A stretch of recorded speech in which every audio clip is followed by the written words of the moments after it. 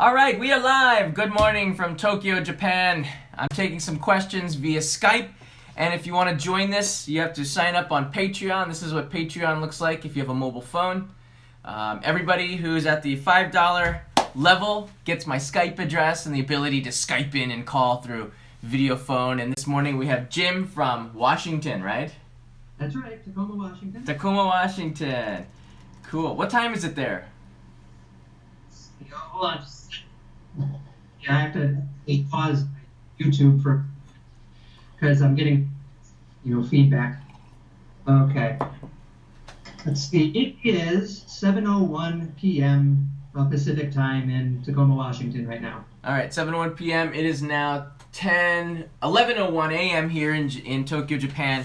So today we're going to take some questions and answers from you here using video chat, which is really cool because I get to see or hear who's talking.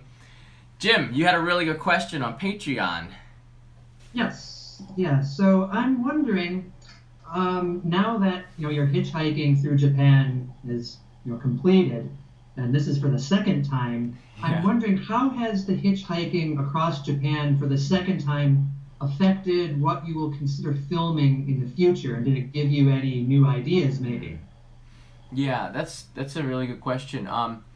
The first time I hitchhiked, I didn't have any. I had one video camera with me. It was like a what do you call them? The high 8 cassettes or something. A mini DV cassette, and the quality was so bad. I really wanted to do this trip for such a long time to record it. And over the second trip, it's totally changed who I am because I've been since the last 2 weeks since I've been home. I guess it's been like 12, 13 days now. I've been kind of sad. every day I wake up in the morning, I want to go out there and go somewhere new. And I wake up, I'm still here. I don't have to pick up a sign and get on the road again. Yeah, So the exactly. hitchhiking trip has made a big impact on my life now and the way I live. I want to go places more. So that's going to affect the way that I film and the way that the show is. I'm not putting any more live streams on the Only in Japan main channel because it's a love-hate thing with a lot of the viewers there. There's a lot more viewers on that channel than there are on the Only in Japan Go channel. But I'm gonna keep the Only in Japan Go channel. Makes it hard for some people. A lot of people haven't subscribed to the Only in Japan Go channel. That channel is specifically dedicated to live streaming, meaning wherever I am at the time, if it's interesting, I'm gonna push the live button and just start streaming interesting content, hopefully interesting content to you wherever you are in the world, with very little update or heads up, and you just have to be subscribed and have notifications turned on. That's it. The main channel is very heavily edited videos. Now, the content that I found on the hitchhiking stuff, a lot of it is to me, it's like gold. Because all of the topics that I see on YouTube, not all of them, but a good many done by other vloggers or YouTubers have been covered by other people over and over and over again. And one of the good things about a trip like this is that you get a chance to see places and locations totally off the beaten path that no one has covered. True, and I noticed that you took the route along the Sea of Japan, Right. and not along the opposite side of Japan where there are more tourists that usually are there and a lot more publicity. So you kind of went to the places that are a little less traveled by. Yeah. And I discovered a whole bunch of stuff that I'm going to go back and visit. One of them is Tajima. Do you know where Tajima is? Do you remember that one? No. Tajima, it's in Hyogo Prefecture, which is the same prefecture as Kobe. And I didn't know I was going through Hyogo when I was hitchhiking. But the guy who picked me up on the Sea of Japan, in order to get to Obama City, which is in Fukui, I had to go through Hyogo. And the guy who picked me up took me through the mountains, and he was sort of, I guess, like the mayor of a town, Tajima, or he was very famous there. And he took me to his friend's house who has all these cattle, Wagyu beef. And I started live streaming, and they're like, this isn't enough time. I want to come back and really get this story of Kobe beef and Tajima beef and why this area of Japan has the best beef in the world, they think, and why the cattle looks like they look and taste like they taste. So that's like some place I want to go back to visit, not just because of the content, but because of the people that I met, and I want to see them again. Yeah. Yeah. Yes. I take it you forged some, new relationships with people along the way, the people that you're staying in touch with. Yeah. There's a couple from Hakuba that picked me up, and they took me. I wasn't expecting to go to Hakuba at all, but when they picked me up on the route, and I got to my destination, Itoyama, they asked me if I wanted to just go to Hakuba, and it was completely off of the beaten track. Like I didn't. That was in the wrong direction, and I said, "Yeah, okay." Because they were gonna put me up for the night. It's part of the experience, right? You gotta stay with strangers for one night or 2 nights, and I took them up, and oh my gosh, it was so beautiful. Have you ever you knew where Hakuba is? No, no, I don't. I've never been to Japan before, but Oh, definitely it's on my bucket list. oh yeah, please. Hakuba is. It might be on the. I had the pictures on this camera, but oh my lord, it still had. It's in the North Alps of Japan, I think. Or is it the North or the South Alps? It's on that Sea of Japan side of the Japanese Alps. This is where they had a lot of the Olympic events during the 1998 Nagano Olympics. So they have the Okay. ski jump in Hakuba and a couple of other ski events.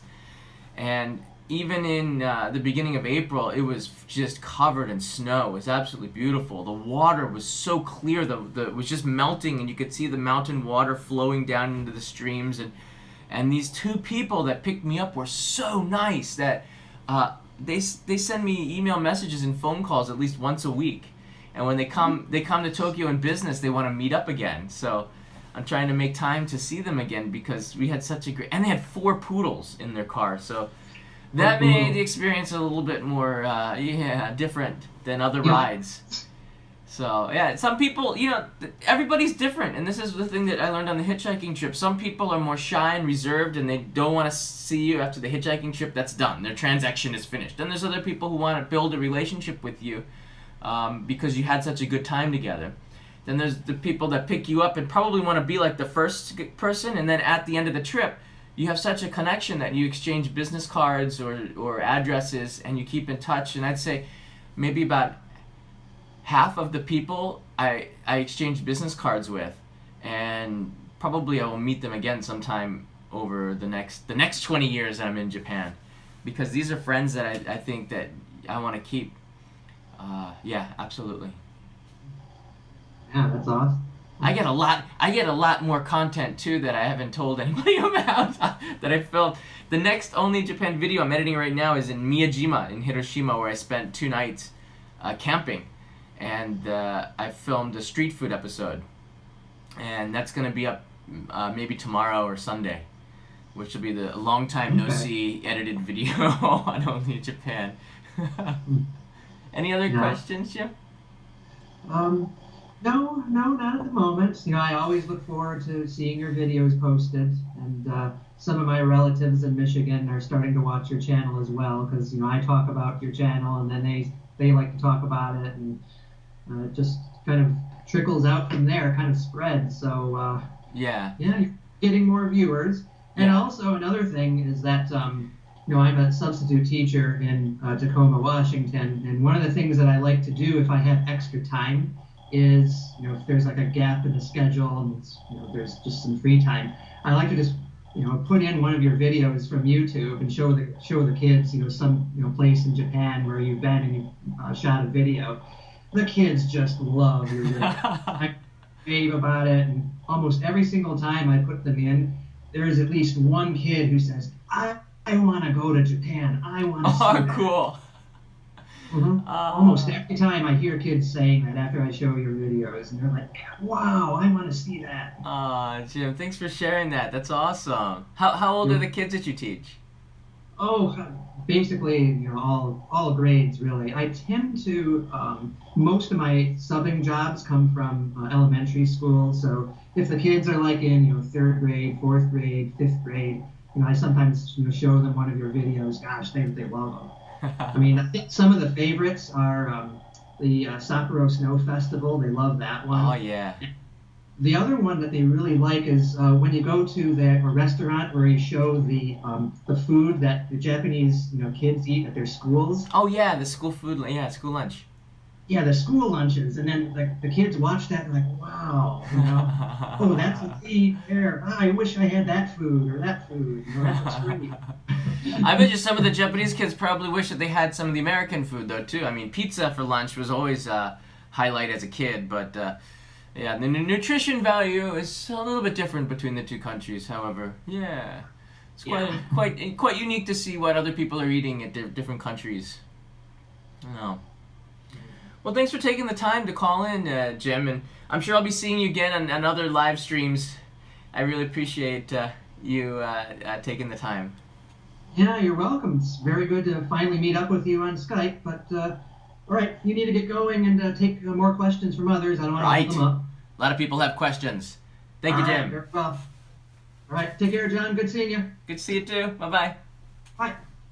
All right. Cool. So that was Jim. He's calling from Spokane, Washington.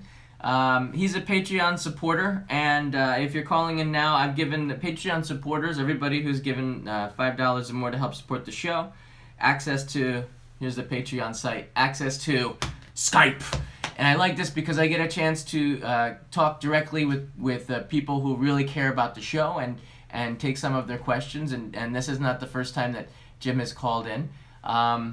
So I'm really happy, or is it the first time Jim has called in? I think I might have seen Jim before, but I'm really happy that he called in. The performance was excellent, so there you go. Next up we have Hila and Edward, and this is an audio call, so I'm gonna give them a call really quickly, but I'm gonna also take a look at people who ask super chats, because I really value that. That also helps support the show. So we have Rui JB. Hey John, Akiba's hidden secret was awesome. I'm checking it out next time in there. By the way, it is on Google Maps. Yeah. So JB, yeah. I was thinking of what I could show you on the live stream that was just number one, off the map, something that you haven't seen before, nobody would show on YouTube, but also something that I wouldn't do on the normal Only in Japan channel.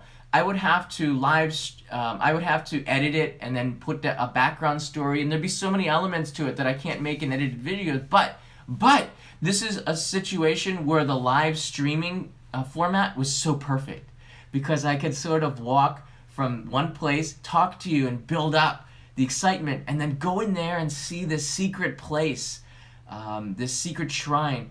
Hanabusa Inari Jinja is what it's called. Yeah, it's on the Google Maps, but it's not really something that anybody, well, number one, can find. You see it on the Google Maps, but you don't even know how to get there. You can't find any road that takes you to Hanabusa Inari Jinja. That's what made this really, really unique. And even though it's on the Google Maps, it's still pretty secret, because as I said, there's no way that you could know as a tourist how to get there. You would need a guide, because when you see the alley, that little teeny thin alley, just wide enough for my shoulders, you're not going to walk down there, because you're going to think, number one, it's a private road, or or it's just an alley and someone's probably waiting in there lurking with a knife or something, depending on where you're from in the world anyways. So I mean, taking you down there and then seeing that shrine was pretty cool. I wish I'd had somebody else with me, join me on the experience, so I can get another point of view. And I wish I'd done it at a different time when people were awake, because I didn't have as many people watching at 6 p.m. when I did it in Akihabara. It was at 6 p.m. But I wanted to do it when the lighting was a little bit darker, to make it a little bit more mysterious, because that's sort of the drama. Whenever you make a video, you have to consider the time and how do you make that video better. So when I push the live button, usually I put some thought into how I want to do the episode, so it goes a little bit more smoothly. And the more I do these live streams, the better they're gonna get. So if you don't like the format now, maybe you will in a couple of months, because I like to believe that we get better and better and better as this goes along. Let's see here. One question. Tice Fly 123 Floor. I totally butchered that name. But yeah, I might do something with Ninja Samurai, and I did something on Geisha before, but it didn't do well. On the Only in Japan main channel, cultural stuff does not do well. People want to see food, and I don't really. Okay, and I don't really want to do food all the time, because food, that's one element of what Japan is, and a lot of people that are watching the show, especially the people who've been watching the show for years, want to see a variety of different things. And I try to add food into each episode, into the adventures, so you get a little bit of that, which is what people really want to do. But I don't make food the main. I'm not going to put it on the thumbnail all the time and say, okay, I got some food, and this is also Japanese culture. Food is one element of Japanese culture that I want to continuously show you, but Ninja Samurai and Geisha, if there's a fun way to do it, I'm going to totally do that. So I got here a super chat, which I really appreciate. This is coming from Brian Rogers. Vienna coffee on me, John. Okay, cool. We absolutely love them. Yeah, you know what? I was going to do a live stream. It's interesting that you bring this up. A live stream from Jimbocho, which is an area of Tokyo right in the center. It's not so far from the Imperial Palace. And this area is known for books, and it's also known for cafes. Not Starbucks, not Tully's, not the chain coffee shops that everybody knows. All the foreigners like to go to Starbucks when they come to Japan because it's a known quantity. It's something that they know. Jimbocho is all cafes. Not all, but if you go into the alleys, like in the back, they're all really, really special cafes with history, lots of history. And the one that I want to take you on a live stream sometime this month, maybe next week, is a cafe that is the first place to serve Viennese coffee. They put huge toppings of whipped cream on it, and it's the inside of it is so cool. It looks like you've gone back in the time, and this is why I like going to a Starbucks every now and then, but this is why I really like going to Jimbocho.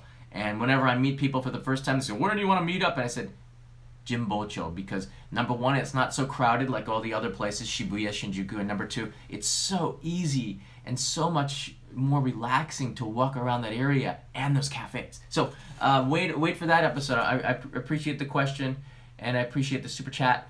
I'm going to call in to Hila and Edward. Are you ready?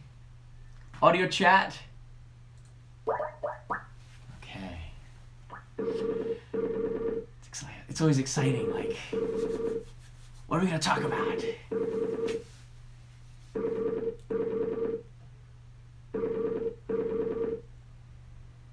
And then after this, we have Sean up. So Sean, you're coming up after Hila and Edward. And Sean's in New Zealand. I think I had that right. Hila. Okay. I'm not getting your call. Oh, Skype. I'll try again. So while we're waiting for the phone to pick up, I thought I'd tell you a little bit more about this coffee. I get it at Costco, and it costs about $18 for a big bag that lasts me about 2.5 months. So I always stay very much caffeinated when I'm at home editing videos. That's good coffee. So we don't seem to be able to get in touch with Hila and Edward for some reason. So Sean, sure, call me. Call me now.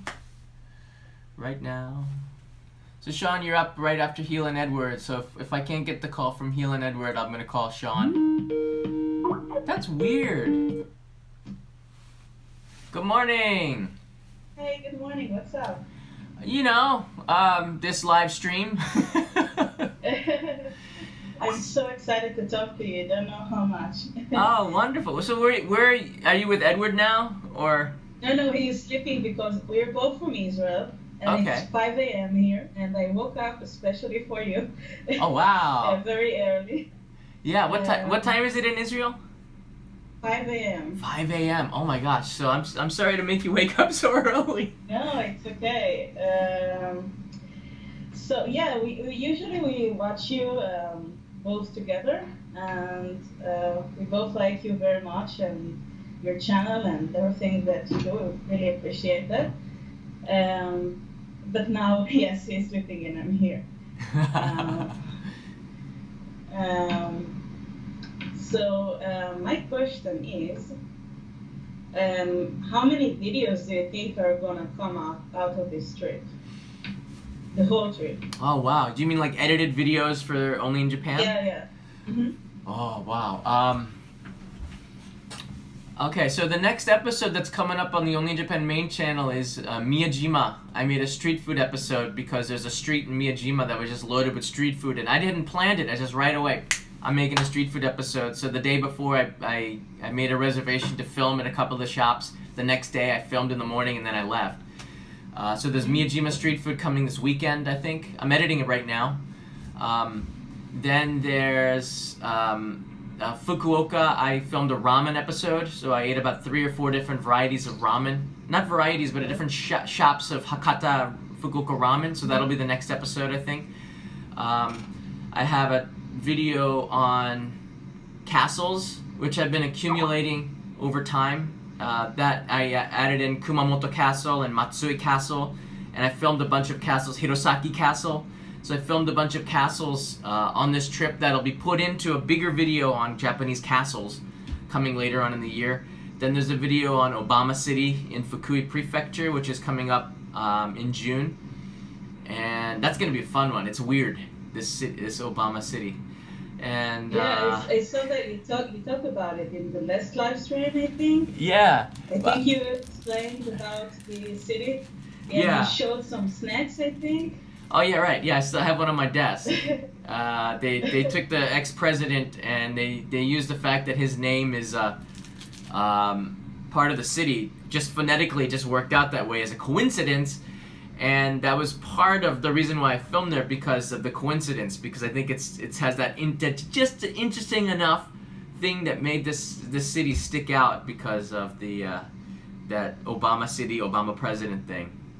And I'm not going to tell you who I supported. I didn't make it because I was an Obama supporter, because I'm not. I only voted for him once, or I might not have. I'm not going to tell you. So that's how politics work. But my gosh, Hila, I filmed a lot. I filmed in Hokkaido, a bunch of stuff. I set up an episode that I want to film in Hokkaido. I might go back next week just for a one-day trip to film in Hokkaido, and I can't tell you what that is yet. So far, I think you should take a ferry and a Shinkansen and flight, or how are you going to do that? Well, okay, to go back up to Hokkaido, I'll fly. It's about $60 one way. Oh, so it's cheap. Yeah, there's been a bunch of budget airlines. This is what you should consider before you buy the rail pass. If you're just gonna make one or two trips to places, you might want to forego the JR rail pass and just get cheap flights in Japan.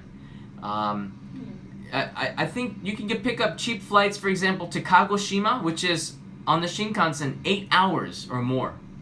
Yeah, maybe more than 8 hours. You can fly there in 2 hours, and it's sometimes as low as $50 one way.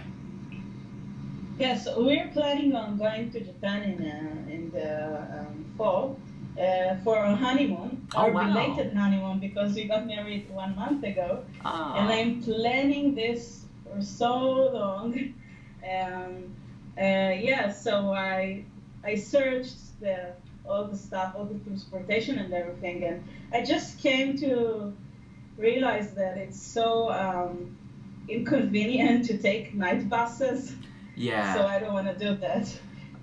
Well, the convenient part of it, if there is one, is that you don't have to pay for a night at a hotel, right? So night buses make sense in that.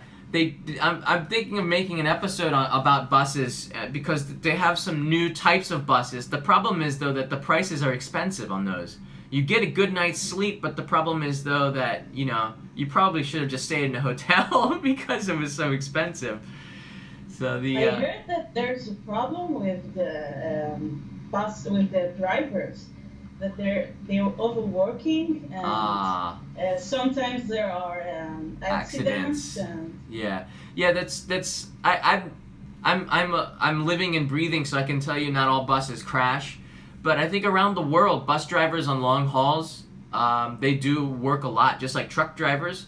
Most of them are quite experienced, but the problem is the wages can be so low that the people that are taking these jobs are senior citizens, and the senior citizens are what happens is a lot of bus drivers, they're not bus drivers for life. What they've done is, especially these industries like bus driving or taxi drivers, most of them, in the United States, taxi drivers in New York, most of them are immigrants, people who are doing this for the first time as their job, because their skills in English might be limited. I'm not sure why, but the immigrants do a lot of the taxi jobs in New York, and I sort of dig that. I like that. In Japan, we don't have a lot of immigrants coming around from other countries, and the young people don't want to be taxi drivers. So senior citizens, people that have retired from salaryman jobs, where they were in corporate life, they're the ones who take over these jobs, and they're the ones who started as bus drivers as well. I mean, who doesn't want to drive a big bus after sitting in an office for 40 years of your life, right? It's sort of a different type of job. But the problem is that they're so old, they have a tendency to fall asleep at the wheel. It's not alcohol, it's just old age. And that causes accidents because they're overworked just in a different way. And they're not used to like truck drivers on long hauls are so used to driving these like this and staying caffeinated and stuff. They're used to that lifestyle. Maybe because it's their main job. Yeah, right. They know how to do it. Right, they know how to do the bus driving job, but these bus drivers in Japan don't, and then that leads to accidents, especially on overnight trips, where they don't have a backup driver if someone gets sleepy. A lot of other countries have a backup driver. Japan often does not now, for cost-saving measures. But I've taken a lot of night buses, especially between Tokyo and Osaka, and it's so cheap. It's as low as $30 one way. And that's cheaper than driving yourself. That's cheaper than any train. That's cheaper than the puddle hopper, the slow train. So it's like you can't beat it. So for $30 you can get to Osaka. It's almost worth being in an accident to go there. I mean, like the chance of an accident is really small. But to be honest, an accident can happen anytime, anywhere. You just don't know. That's true. It's just fate. That's true. Yeah, but in Japan, though, I'd say one accident occurs, it's big news because it happens so rarely. And in another country like... The crime rate is so low. Yeah, and the crime rate is so low, so you don't have these problems. If it happens, it makes big news. When an accident happens in Japan with a bus, it makes big news because it's so rare, it's like an anomaly. You have to report it. In India, there's bus accidents like every 5 minutes, I think, because there's so many buses on the road, first of all. And second of all, the roads in India sometimes don't have lines on them, and I don't know how they navigate back and forth. I'm from India. My mother's from India originally, and I go there every couple of years. Have you been to India? No, but actually my father lived there for 15 years. Oh, wow. There, even though he's an Israeli. Yeah. But yeah. So yes, I know about that, and I know about all the problems. Yes, it's not so compared to Japan. Yeah. Different society. Even though it's different. still in Asia, it's not the same thing. Yeah. Yeah, it's amazing though how when you compare just Asian countries to Japan, it's amazing how Japan has stayed one of the most amazing things to me, something I take for granted in Japan. It's very safe, but everywhere that you go in the country, no matter where you go, you can open up the tap water and you can drink the tap water. It's in Asia, there aren't many countries where you can do that. You have to buy bottled water or get water from a different source. But Japan, everywhere you go from the tap, we have this in the Western countries, but in Japan, it's like a Western country in that respect. And I don't think there are many countries, even out in the countryside where there's nothing there, you can just open up the tap and you'll get really good water. Because every city and every town has purified water. Has water that... And a vending machine. And vending... Oh, don't even get me started. And vending machines. So this makes Japan an extremely convenient destination for people that aren't used to traveling. If you're going to India for the first time, you're going to have to drink bottled water. You can't drink anything from the tap. In Japan, you don't have that problem. You can just go to the hotel room and you'll probably have water, especially in the outside of Tokyo, that tastes better than the bottled water. I've had water right from the tap that tastes so good. I bottle it and I bring it back to Tokyo. So, Well, yeah, so there's that. But yeah, these are, and yeah, go ahead, sorry. no, it's okay. My second question is, if you had to choose another way to transport all around Japan, would you rent a car or take a flight or a Shinkansen? Yeah, I mean, if you want to, and I'm planning on traveling from Hokkaido to Fukuoka, yeah. and for a very long time, relatively long time, let's say a month and a half. What do you think is the best way to do it? You're giving me some really great ideas. So I'm right now I'm trying to get my driver's license in Japan. I have a U.S. driver's license. I've had that for over 20 years now. I go back to the U.S. to renew it. I went back in June last year to renew my driver's license because once you let that expire, you have to go back and take the driving exam again in the U.S. Of course, they make it hard. But here in Japan, some countries, some nationalities can get driver's license right away. They just transfer it, and some countries have to take tests because the I know U.S. that. Yeah, I know. Here in Israel, we actually have to go to a specific agency, only specific agency in Tel Aviv, and only there we can get the that license. stinks. It's separated from a regular national license that we already have. Yeah, gosh, and like Tel Aviv can be kind of far from certain places, right? Yes, I'm living like 20 minutes drive ride from there, so it's okay for me. But if you're from the north or the south, and it's pretty much in the middle, it's very far. Yeah. Yeah. Same with Japan. I think the driving schools here in Tokyo, there are 3 areas that you can get registration. Adachi, which is in the north of me, Shinagawa, and I think Tachikawa. So there are 3 big ones. 2 big ones in central Tokyo, and then there's some... Tokyo is a big city, and it's also like a state. It's probably one of the biggest because they have islands going 2,000-3,000 kilometers out into the sea, which I'm going to be telling you about this summer on the channel. That's another episode that's coming. I shouldn't say that because these are top secrets. So if you're other YouTuber, don't steal these ideas. Yeah, but this idea of getting a car, renting a car, getting like 5 or 6 friends together, making a show for 1 month, just driving down Japan is something I want to do next year. So if you're interested in this, let me know. we'll rent it. I'm actually interested. Yeah, I fell in love with Japan, unfortunately. I'm reading about it like whenever I have the time to do so, and learning Japanese, playing with the kana and hiragana and katakana and kanji. Eventually I'll know something. So who's more interested in Japan, you or Edward? Me. Okay, that's why Edward's still sleeping. Huh?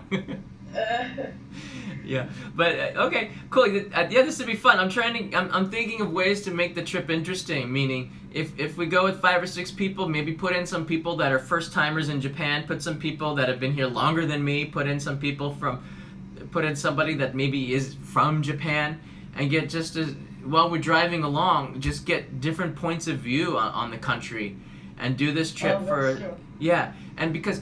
I have to be perfectly honest with you, on the Only in Japan main channel, I love like really editing and going in depth in the stories, but the one thing that bothers me is that sometimes the channel feels old to me because I've been doing the same thing for 4 years.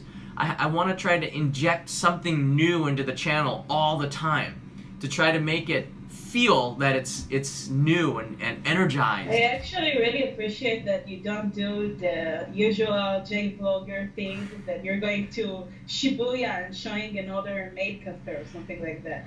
Because honestly, even me as a watcher, I'm in Shibuya. Look at there's the Hachiko. I don't know, 3 years that I'm watching all the regular good channels, yeah. But I'm used to that, and I want to see the more secret places, as you call them. Yeah. And I want to see different prefectures. I really appreciated the Odigo travel thingy that Rachel and June and all these guys went to last year. Yeah. Because they actually went to all the 47 prefectures, and it was so interesting to watch.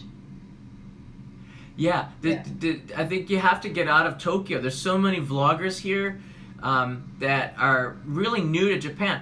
In fact, I'd say a lot of the Japanese YouTubers, they've been here.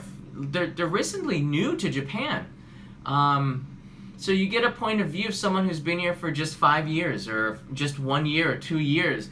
That means that when they go to Shibuya or Hachiko, they're like a tourist still. They go there like, whoa, they go there with really open eyes. I have to be honest, after 20 years in Japan, I go to Hachiko, I want to avoid it. I want to stay away from Shibuya. I want to stay away from Shinjuku. I want to stay away from crowded areas. This is my home. I want to kind of avoid all the tourist spots.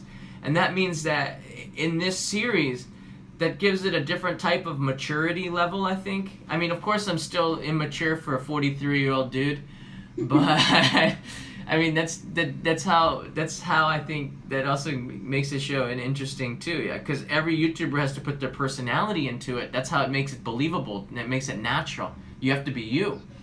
But at the same time, these shows, I think, because I've been here for so long, have a sort of deeper impact because. For the last 20 years, I can say 20 years because I've been here for 19 now, I just round up. I'm so curious into Japan and what I've already learned about this country that I want to go deeper. I want to go deeper than everybody else, just to satisfy my own curiosity. And when I watch other YouTubers, I mean, I'm not, and you know, Rachel and June probably are the YouTuber that I watch the most because they go deeper into what they do because they're married and I'm not married yet. So that there's such an interesting aspect in their shows that I haven't experienced before. A couple that's married together and have these not problems, but they have fun in a different type of way than I do with Japan. And then there's Simon and Martina who have been going. I love them so much. Yeah, they have been going to every corner of the country in search of food, and that's really really unique because they have a way to take food. And inject in this local regional area of Japan and add in, this is sort of what I do with my show, which is why I really like what they do, and add in that aspect. And they don't do what everybody else is doing. They sort of try to also find original ways, original angles to approach a story. And I really appreciate that when a YouTuber or a vlogger does something original.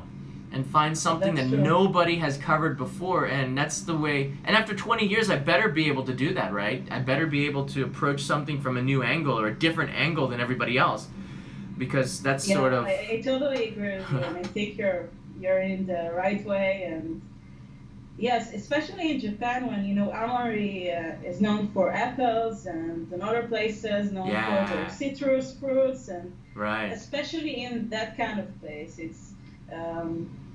it's cool what they're doing. I think it's a great place to film and different foods. And here in Israel, you can go to Tel Aviv and find, I don't know, falafel, and go to another place and find another falafel. You won't find another really interesting thing.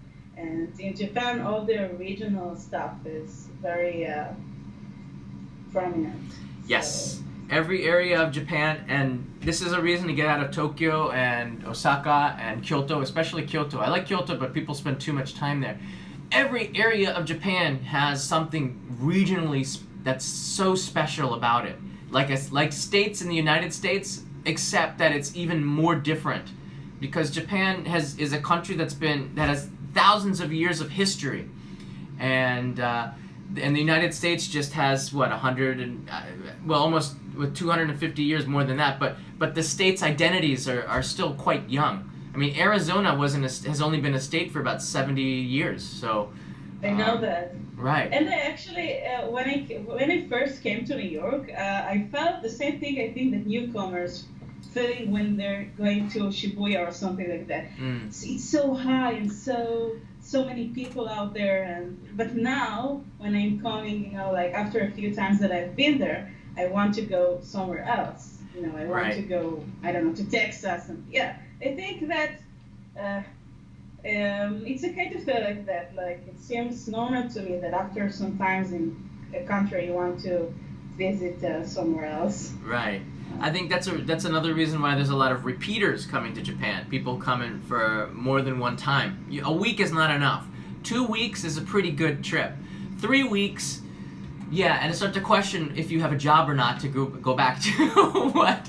3 weeks to a month is a really good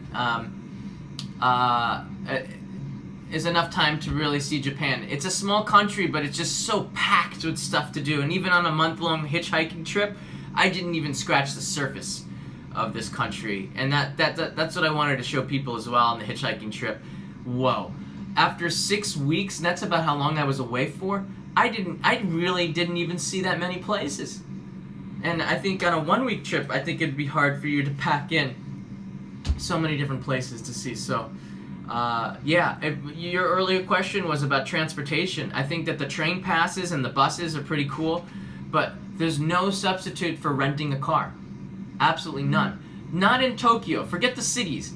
Go outside of the cities, rent a car, and you're going to have such an experience because you'll be able to get to places and shrines and far off locations and drive through mountain roads like this. And they're all really, really well-made roads because this is Japan.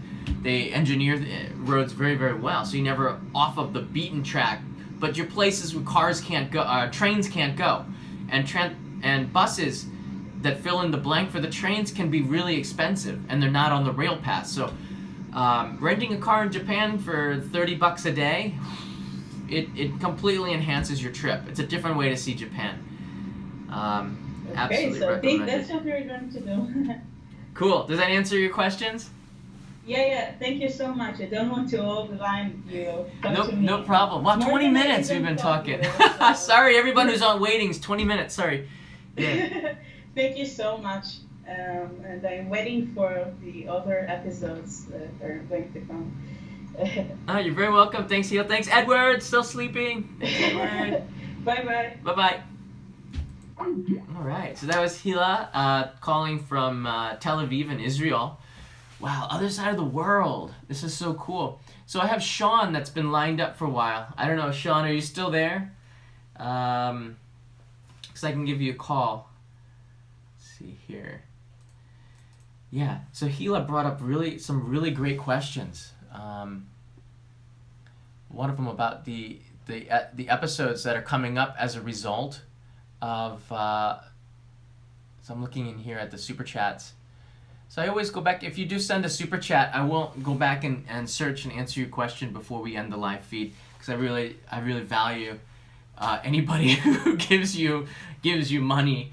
You're gonna value that and you really appreciate the support. Again, people who are supporting me on Patreon. This is the Patreon site. People supporting on Patreon. $5 or more have my Skype address, and I add them in on Skype so then we can talk face-to-face like this because I think it's cool to get a chance to meet and hear your voices. And that helps me as a creator because I want to know who I'm making these shows for. So, all right, Sean, did you want me to do video? I forget again. Let's see here. Voice call. Okay. I'm calling Sean right now. Skype. All right. So this is Sean. All right, hello. Hello, Sean. Good morning or good evening. Well, I'm in Utah, so it's like 7 or 8 o'clock.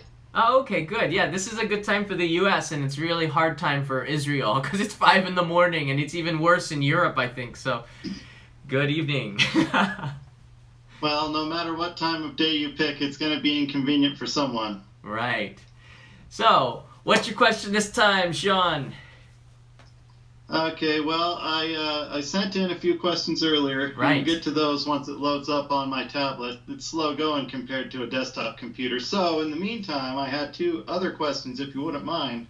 Sure. All right, my first question was actually about the dynamics of you and your videos. How do you determine what you make like a limited time exclusive for Patreon people, something that's always exclusive for Patreon people, and something that you just share with everyone? Okay, that's a great question. So on Patreon, for those of you who aren't Patreon supporters, there's different levels of rewards. I'm sort of new to Patreon. One reason was because I wasn't sure if I wanted to do it. I didn't really understand why I would give rewards to anybody, right? But the more subscribers that I had on the channel, the more I found that I simply cannot keep up with the amount of direct mails or emails or chats or Skypes or comments. If I were to answer everybody's emails and direct mails on Instagram and on the YouTube comments, I don't think I would do any other job except for that.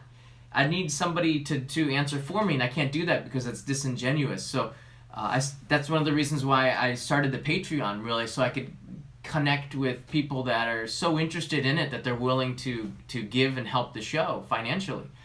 On the Patreon, there's different reward levels. Patreon, when I pushed start for the page, the levels were already sort of decided, and I had to go back in there and quickly delete some of them because they already have like a $1 and a $2 and a $5 and a $10. I was like, well, okay, wait a minute.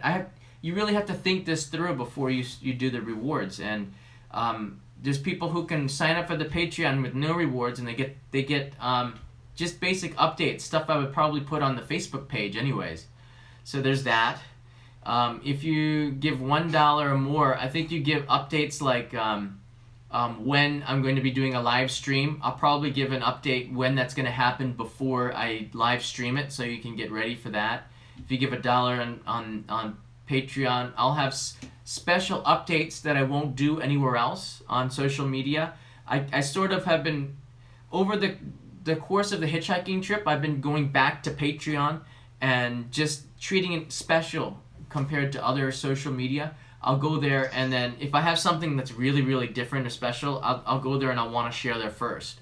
And then anything else that I find that's general, maybe I'll go into Facebook. Basically, Patreon is a place where I'm more, I share more of myself, who I am. And those are the people who are supporting the show, so you get a lot more background. For $5 or more, I make more of an effort to try to get, to make more content with you, more contact, which is why I wanted to do people who give more.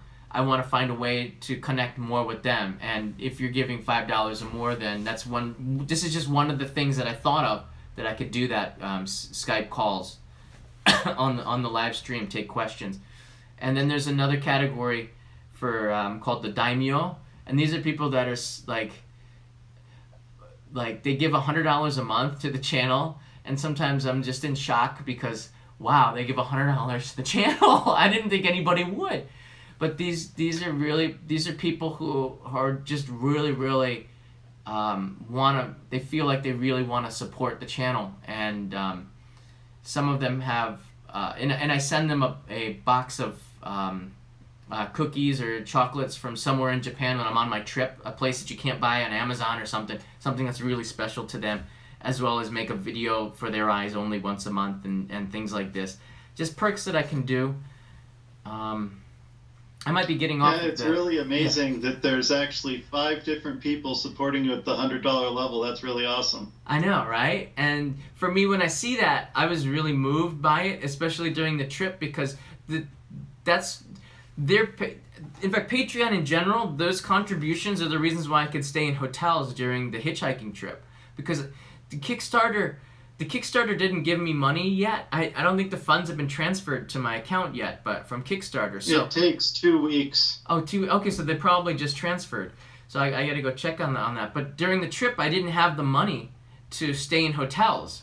So the reason why I could stay in hotels was the people who were giving money on Patreon. That money from March came in April, and I was like, okay, now I can afford to stay in some hotels and recharge the batteries and maybe eat a little bit better.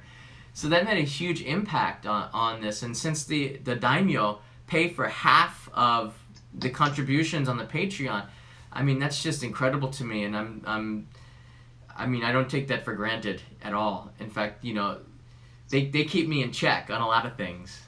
So I mean, it's just something that I appreciate a lot. Yeah. Well, I say, as a fellow Patreon supporter of yours, that I'm all in support of you putting Patreon videos, at least at the $5 level, on your other channels on YouTube, because I think it's a nice way to advertise that you're on Patreon and encourage people to support you on that, because the more they hear about it and all the exclusive perks, I think the more people will sign up and the more independent you can be. Yeah, I don't think I've really promoted the Patreon that much. I mean, I don't.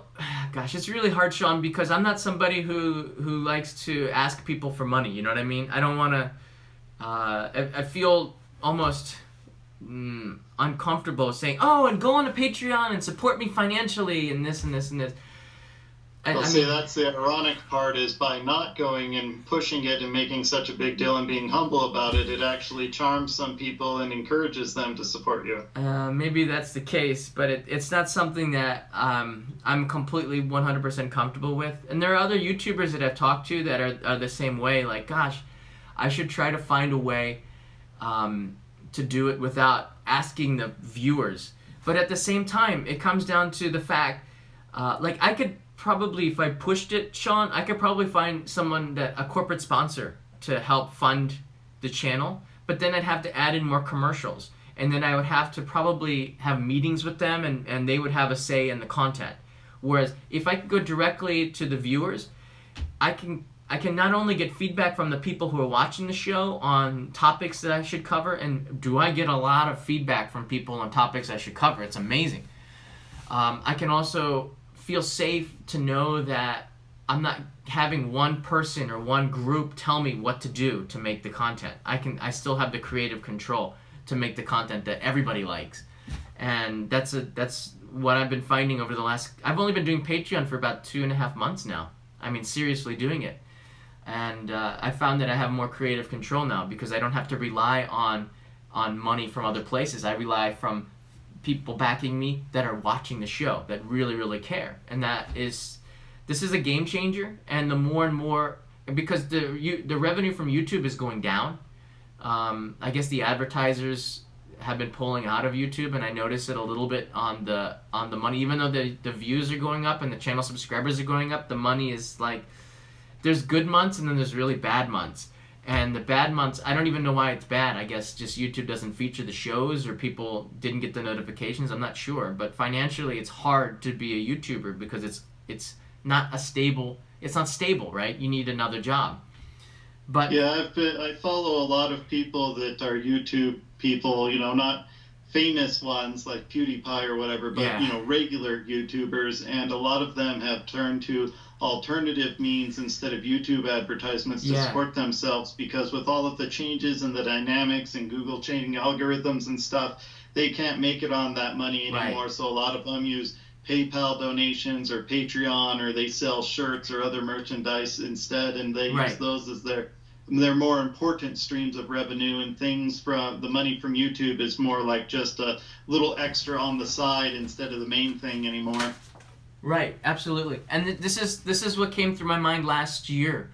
It came through my mind when I first started the series only in Japan, because I've been out of university for 20 years now, so I kind of have an idea of what I want to do by this time, and making videos was something I wanted to do. I've been doing this job for a long time, actually, before YouTube. My first travels... Did you make a video where you went to a public university and ate at the cafeteria in the last few years? I did that for NHK World a few years ago.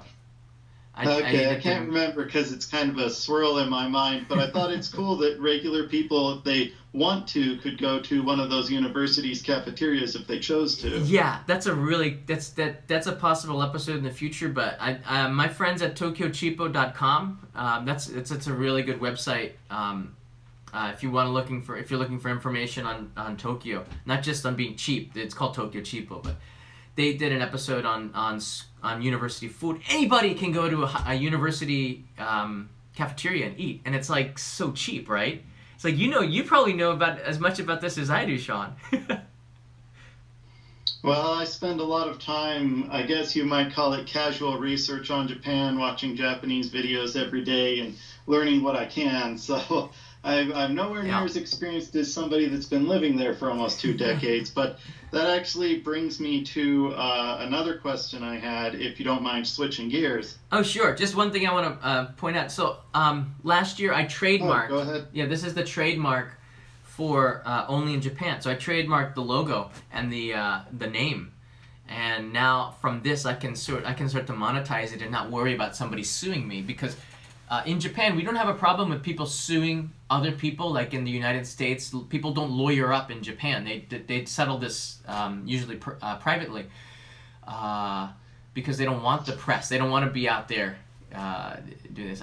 Yeah, there's a joke on a website that I read that says, when you can't innovate, litigate. Yeah, that's basically, we don't have those types of things in Japan. If you slip on the street, no, you're not going to sue the city.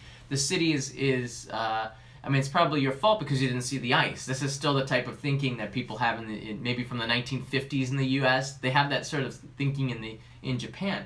People are quite careful, but businesses in Japan will sue other businesses. That's different. There's two ways of thinking in Japan. One is private citizen in the way that the community integrates with one another as people, and then there's business to business. And I'd say in Japan, no place is as bad business to business as in Japan. There's so much protection and patents and lawyers and protections and all this stuff. Japan just takes all those precautions, and I had to trademark only in Japan. So once you get a new YouTuber and you want to make this a full-time business, you really have to consider trademarking and copywriting and taking steps to protect your intellectual property, because it's now a business. It's no longer you're just someone living in Japan and the same rules apply to you culturally. You have to really know the laws and know the tax laws and all of these things. So it's changed the dynamics of YouTubing. But yeah, sorry. Go ahead. Go back to your other question. Well, looking at the Only in Japan logo, you should make stickers out of them and send them to people.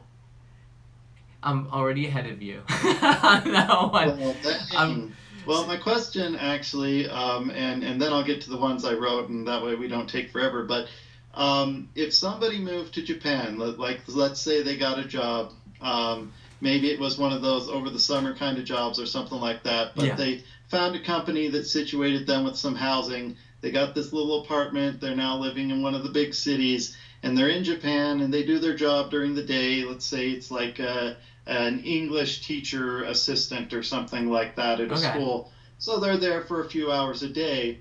Somebody's living there. What do you think are the most important things that this person freshly moved over to Japan, maybe for a few months, what do you think they should do to help establish themselves during those first weeks to kind of get them feeling comfortable and in the flow and kind of acting as a good citizen and neighbor and getting to see and kind of live outside of just this go to work, go home, go to work, go home? Do you watch NHK's Tokyo Eye, NHK World's Tokyo Eye show? I watch that most weeks. Okay, so did you see the one that I did last year on moving to Tokyo? I might have. I watch a lot of that channel, so. All right, so I made an episode with NHK World, moving to Tokyo, and the part that I did. Usually we have other reporters on the series now, but the part that I did in NHK World was moving to Japan and how to integrate with your community right away. Because in my job in Japan before I moved to Tokyo, I was moving every 3 to 6 months to a new city in Japan. So I've lived in 16 different cities here in Japan. Wow. And I have a lot of experience answering this question. So I'm going to put in the link in this video, the link to the NHK World show. I'm pretty sure that it's on YouTube now somewhere. People are always uploading the NHK shows onto YouTube, but there's also an on-demand link to the NHK World show. So that link will answer the questions for utilities and stuff. But I'm going to tell you the 5 things that I think you should do right away when you first move to Japan. Number 1 is to set up your personal infrastructure, so to speak. Get a cell phone right away. And this is number 2. I'm sorry. Number 2 is to get a cell phone or get a telephone. Nobody really gets landlines anymore. When I first came to Japan in 1998, to get a landline, you had to pay NTT, which is AT&T, or the state-run telephone company. Excuse me. You had to give them like a kickback or like a payment in order to get a phone line. It was $700 you had to pay NTT to get a phone line to be installed into your house. Not the installation fee. That was just what you gave NTT for the phone number. Just like a gratuity? Yeah. And Japan is still filled with that, okay? Like sometimes when I go to film, they have a media charge where I had to give a gift money to them in order to film them, and I usually will say no to that unless the gift charge is like really, really reasonable, which it usually isn't. So NTT had gift money to the corporation to get a phone line. Guess what? We don't have to do that anymore in Japan, and now 20 years later, in 2017, we can go to and just get a SIM card and put into our cell phones. So if you have a cell phone from the United States or Europe that's SIM free, get a SIM card right away so you feel connected to home. You don't feel any panic because it's exciting to be in Japan, but after a few days, sometimes you still are somewhat want to feel that connection to your home, because here and visiting here as a tourist are totally different things. When you live here, you're on your own. Hello? Basically. So it's good to be connected. Yeah. The audio cut out for a split second there for me. I was going to say one of the things I found most surprising about your hidden shrine video that you recently had with the live stream on Only in Japan Go was not the actual main content, nor the things being sold in the shops or the people milling around. What blew my mind is when you walked by a payphone. Yeah. Oh yeah. They still have payphones because there's so many old people in Japan, and the people using them are usually elderly or someone who there's two reasons why. Number one, there's a lot of elderly in Japan who still use the payphones, so they don't have cell phones. They don't know how to use it, or they don't have the money. They don't make enough money to justify paying $100 a month for a cell phone plan. So they still exist. They're still rare. There's also people whose cell phones die. The batteries will die. So they go to the cell phones to make calls when they have to do that. The problem is if you don't remember the number by heart, how are you going to call the person? But yeah, they still exist. The importance of keeping an old-fashioned analog phone book of your numbers. Yeah. When I first got to Japan, just a quick side story, the green telephones only take cards and 10 and 100 yens. The gray telephones, I used to use those almost every day. Because inside of the payphone, this is something I didn't see in the U.S. until years later. They had a landline, so I could plug in my laptop and my modem into the public telephone, call into America Online, which is what I used like 15 years ago, get my email from the United States through the old modems, and this is 18 years ago, right? Like, wow, a long time ago. And then download it from public payphones before they didn't really have cell phones in Japan until 2000, when it was affordable. Well, that's really awesome that you didn't have to use a phone coupler or anything. It's just a jack right there. You could just use a jack in the payphones. So that was like high-tech Japan at the time, and those great payphones with those jacks still exist in Japan. So to me, it's like, I don't want them to end. It's still like a connection to just 15, 20 years ago when people were using this all the time. But yeah, they're cell phones. It made me sad because in the last 5 years in my city, they removed the final 3 payphones that were here. They should keep one just so that the young people understand where we came from. There was a time when we didn't have cell phones and life was hard. You had to use maps. You didn't have Google Maps or Apple Maps to get you around. It was sort of a different world back then. Man. Yeah. So what was the final tips for when you first get settled, you were going to say? Okay. So the first thing you have to do is, if you're going to live in Japan, you need a bank account. So that means you need to go to City Hall to get a foreign residence card. I'm not going to show you mine, but if you look online, you'll see what a foreign residence card looks like. I think they give it to you at the airport now. If you're coming here to live here, you can get the foreign residence card right away, which is awesome to do because you need that. That's your proof that you live here. Then you can go to the bank and you can get a bank account. You have to tell the bank who your employer is. So probably you need some proof or have a contract. It depends on the bank, actually. But once you have shown that you live here, you need to have a bank account, a place where you can have income going in and out inside Japan. The banking system in Japan and in the U.S. is totally different, or anywhere else in the world. You can't take an ATM card from the U.S. and put it into a Japanese bank ATM. It won't work. The systems are different. My Japanese card, it doesn't have any plus or Sirius system at all, in fact. It's like off the grid. When I travel abroad, I can't use my Japanese ATM card anywhere. It's a real big pain in the neck, actually. Even if it has like a Visa logo? It doesn't have a Visa logo. The cash cards don't have any logos. You can only use that in the Japanese banking system.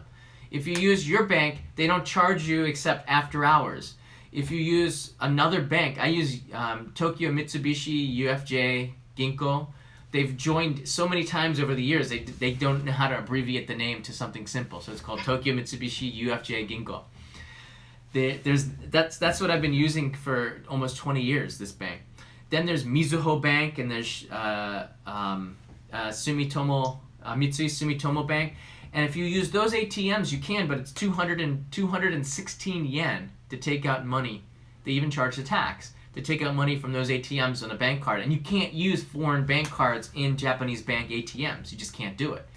So you got to go. Now, I know in America, if you use an ATM that's outside of your ATM network, you often get charged twice, once by your bank and once by the ATM owner. Is that how it is there? No, the bank won't charge you for using an outside ATM machine. But the bank the ATM machine will charge you. And once they charge you, the banks won't charge you more. Not yet, anyways, in Japan.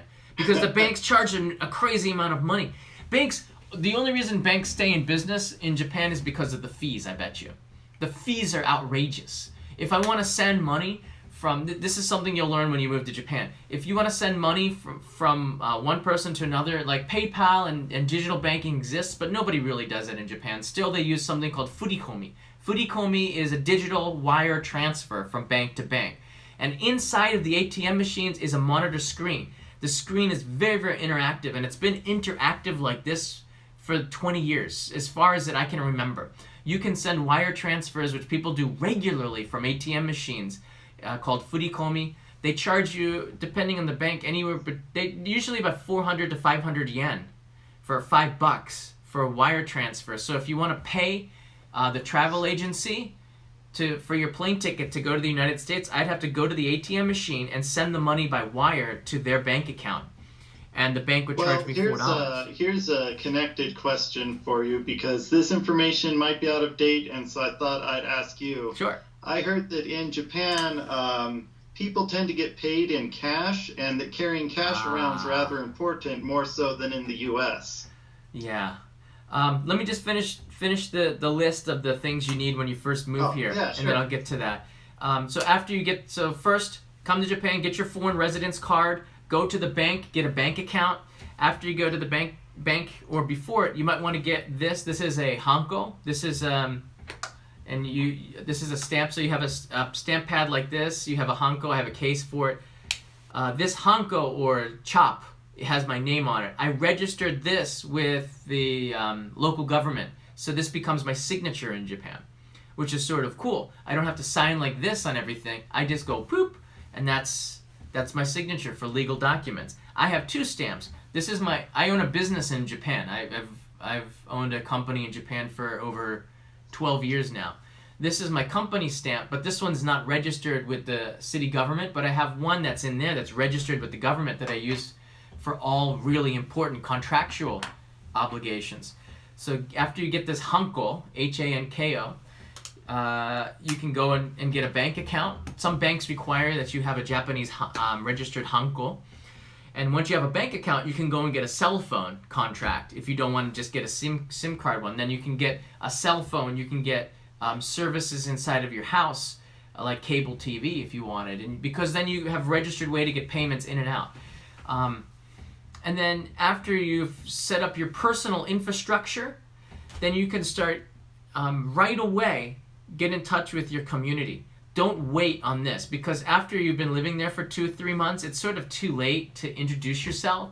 I go around the building and I knock on people's doors, and I used to bring a small present, and I would give them and tell them my name and tell them that I just moved in next door and the apartment number, and I'd give them a small present and say yoroshiku onegaishimasu. And this means that if I see them in the building, they're going to know who I am. I'm not a stranger. And it also means that I have a chance to make some friends. And the more friends you make in your community, the more you're going to feel at home. One of the problems that foreigners have is the communication barrier. You don't speak Japanese. How do you feel at home? But if you can sort of make friends right away with the people in your community, you feel a little bit more like you're home, even though you can't really make conversation. But you have people that you could practice your Japanese with when you do see them in the elevator or in the stairways, or when you're leaving your door and they're also leaving their house. You can say konnichiwa and have conversations with them. So those are things you want to do right away. What was your other question again? Sorry. As you talk, I think of more questions, and I was thinking, I heard a lot of Japanese people like to get help with their English in exchange with their neighbors that are from countries where they speak English. Yeah. Okay, so we've been talking for almost 30 minutes. So, what do you have? If you have one more question, I can answer it real quickly, but I have to move on to a couple other people. Okay, yeah, sure. Sorry. Just let me see here. Yeah, okay, so just basically, how important is it to carry cash in Japan versus cash. in a place like America? Okay, so thanks for calling in, Sean. I'm gonna cut off though, but I'm gonna answer this before I move on. Okay. Sure. Thanks. All right. Thanks, Sean. Bye bye. Bye bye. All right. So Japan is a cash society.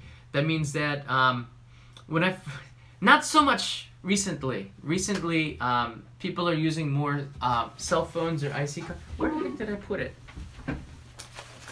So I have a bunch of these that I collected with the trip. These are IC cards. This is Ikoka, which is from the Osaka area, and this is Hayakaken. Okay. And this is from, I'm not sure where the heck this is from. Maybe Fukuoka. And every regional area has a regional card. IC cards are digital money. This is an episode that I'm going to do in the future really soon. When I first came to Japan in 1998, everybody had wads of cash. I was shocked. The first night that I came to Japan in Okayama, I went out to an izakaya, Japanese pub, and there weren't that many foreigners in Okayama at the time. In fact, maybe in Japan, not like now, even with foreign tourists. And in the izakaya, there was an old guy. He's dressed up in a traditional outfit. This was in the middle of summer. And he started buying drinks for me and my other foreign friend at the time. I was living here. I was working in Japan. And he, in his sleeve, he pulled out a wad of cash. And the wad of cash must have been $10,000 US in cash in his sleeve. And we were drinking. And in the U.S., he'd get mugged. Like, there's no question he'd get mugged. But he had carried, older guy, maybe in his 60s, carried $10,000 in a wad of cash in his sleeve. Unbelievable. Unbelievable to me. I was in shock. I said, wait a minute, like, is that safe? He goes, oh. But in Japan, it's safe. People don't mug people in Japan. So people usually would carry, in the past, huge wads of cash on them. Nowadays, it's not really the case, Sean. People are using digital money, more like this card or cell phones. So they're getting used to the Western way of doing things. But it's still a cash society. I pay my electric bill at the convenience store and in cash. They scan the barcode that the gas company sent me, and I pay in cash at the convenience store. So the services are still paid in cash. So it's different culture, different ways, but more and more I can see how Japan is becoming globalized. I get a lot of questions. One of them is Toby. Toby, do you want to do an audio call for 2 minutes? All right. Yeah. Toby.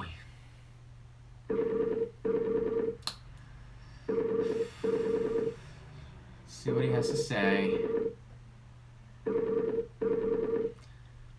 And I have a queue of other people, so I'll get to everybody really quickly. Hello, Toby. Hello. Hey, man, how's it going? Pretty good. How are you doing? I'm alright. I just have a quick question for you. So this summer, I'm definitely going to be spending my tax money on going to Japan, and I just wanted to know, where's the first place to go to Japan? Okay. So I could tell you're places. That's a good question. I could tell you're like under 30 years old, because spending your tax money, usually you have to pay tax money. So you're getting like a big tax return? Is that what you're saying? Yeah. Lucky Toby, huh? So you're gonna be buying the beers, huh?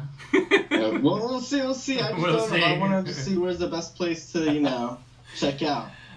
If you come in Japan, and this is your first time? Yes, I've never been to Japan. Wow. I'm probably gonna rent a car and just probably wing it. Oh, that's cool. I don't know. That's pretty cool.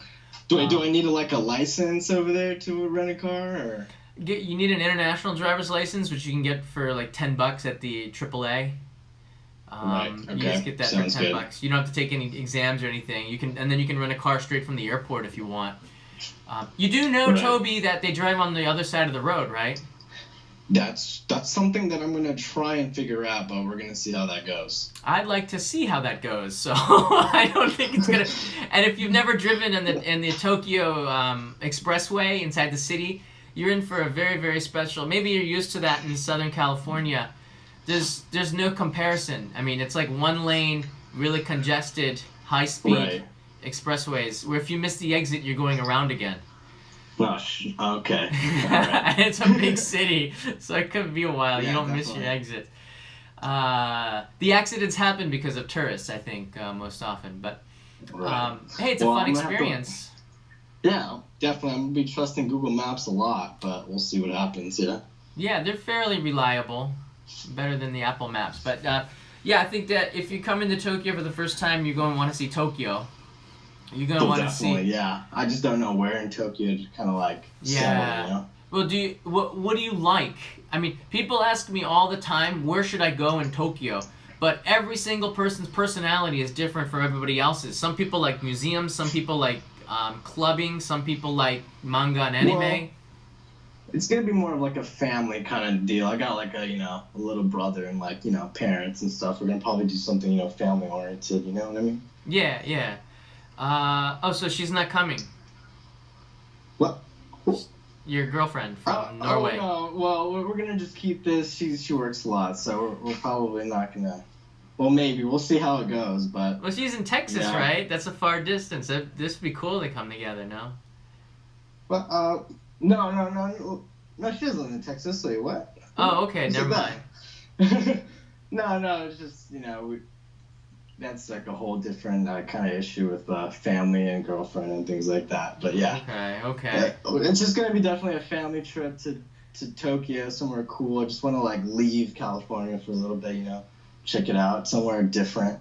Okay. I love sushi too, so So then maybe you know where you should stay. If you stay around the Tsukiji area, you could probably have really good sushi. Although this eating around Tsukiji Market, which is where they have the auction, doesn't mean that you get the best sushi everywhere. Everyone in Tokyo pretty much gets their fish from the same place, Tsukiji Market.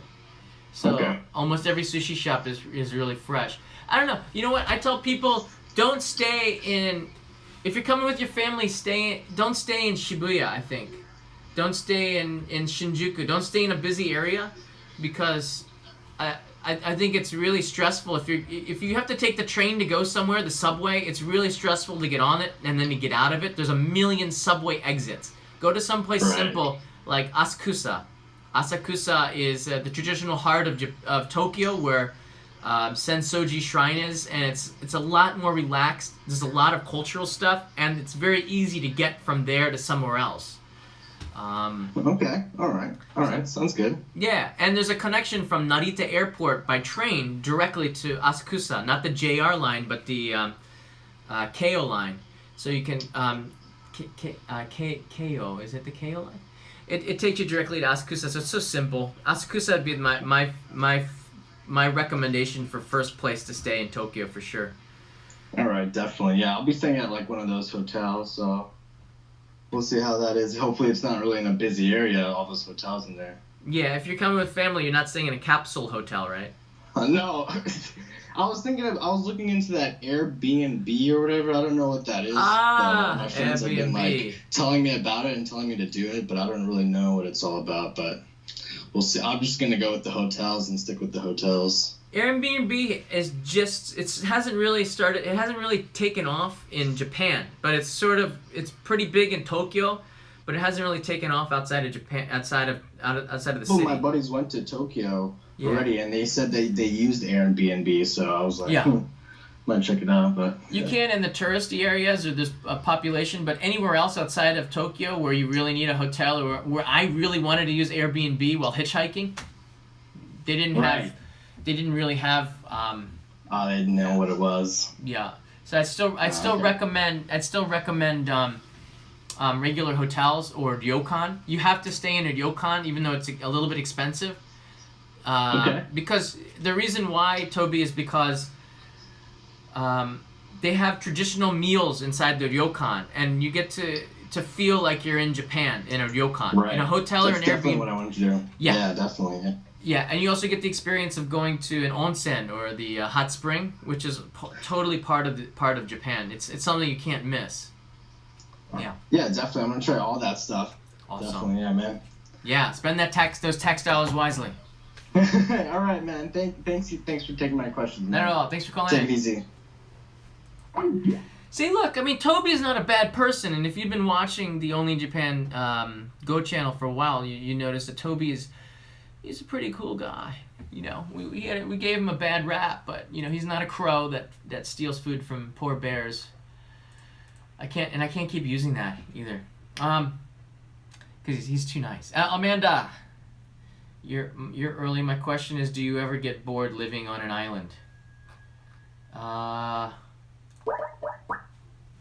Well, we can just ask Amanda.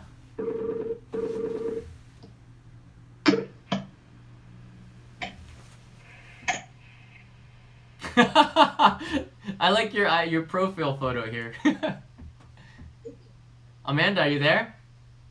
Can you hear me? Yeah, I can hear you. Are you there? Yes. All right. So I got a bunch of questions. So if you don't mind, ask your question. I'm gonna cut off and answer it off. Is that okay? That's fine. All right. What's your question? I was just asking, since you live on an island, do you ever get bored? All right. Okay. So thank you, Amanda. Thanks. So Amanda asked, I live on an island. Do I ever get bored? If I lived on another island, I might, but although Japan is an island, it's sort of like a really big one, and I don't think this is such a good question because there's so many ways to approach this. It's hard.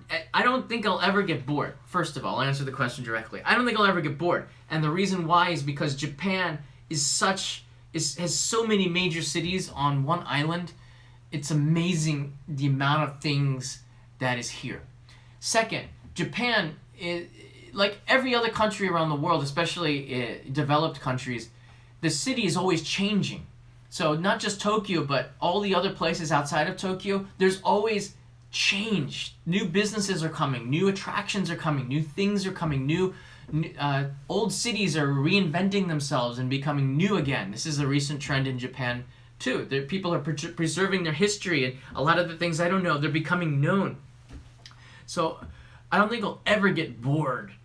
But the reason why I'm sort of I step back from that is there's a difference between visiting Japan as a tourist and then living here. And living here after 20 years, you start to see the country differently.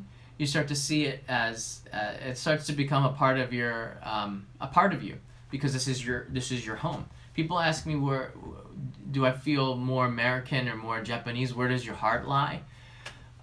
It's the heart's in two places. How can it not be after 20 years?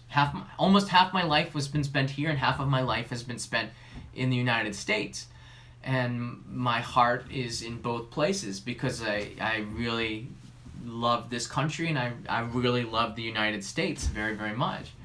So that's not an easy thing, which also makes it not an easy thing to say that I'll never get bored in Japan, because I think when you start to live in a country, you can get bored of it because every day seems the same, no matter what you're doing.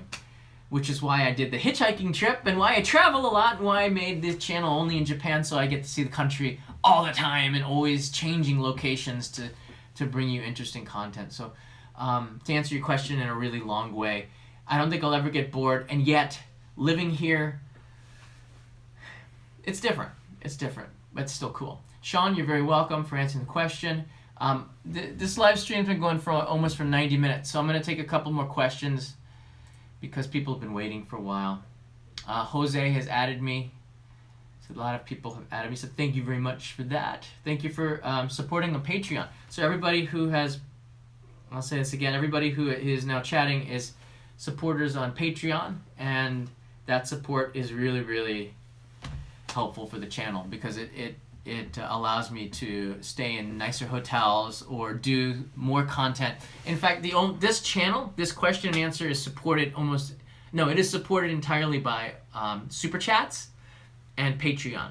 So when you give a Super Chat, it pays for the bandwidth when I use 4G, because that's what I like to do when I'm out around. When I made the last episode, the akihabara